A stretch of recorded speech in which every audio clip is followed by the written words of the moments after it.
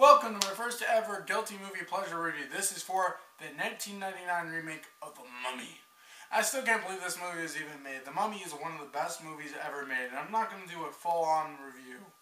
But I'm just going to do a simple review because I'm still trying to get over a cold and really tired, so I thought I'd review the film. The Mummy came out in 1999, and it was the remake, and I remember reading information. And this was like the movie that came out, because in 1999 we really had a lot of movies. We had like The Matrix, and we had such great films, and we also have really weird movies like Star Wars Episode 1. But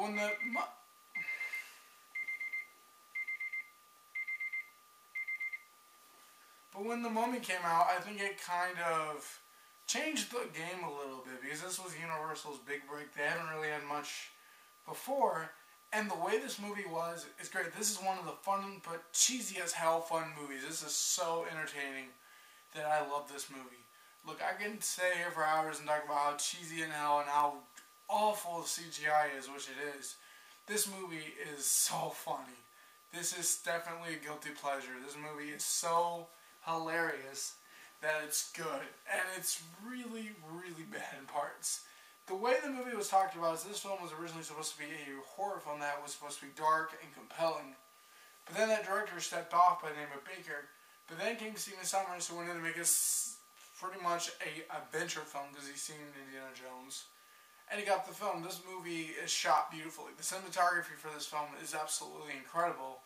Brendan Fraser was one of the few last guys to take a comeback because Tom Cruise, who's going to be in the next remake, which is really interesting, of The Mummy, actors like Tom Cruise and Matt Damon denied the film. They didn't want to do it. And then came Brendan Fraser, who, if we never had this, then we wouldn't really have. Brendan Fraser is amazing as Rick O'Connell. He's that brave, badass guy that's funny, that's entertaining. He just did George of the Jungle, which could be another guilty pleasure someday. This movie is funny. It's hilarious in parts. But there is a lot of that tacky cheesiness that it is. The CGI is absolutely extremely dated. There is parts when this movie came out in 1999 and we didn't have much CGI yet.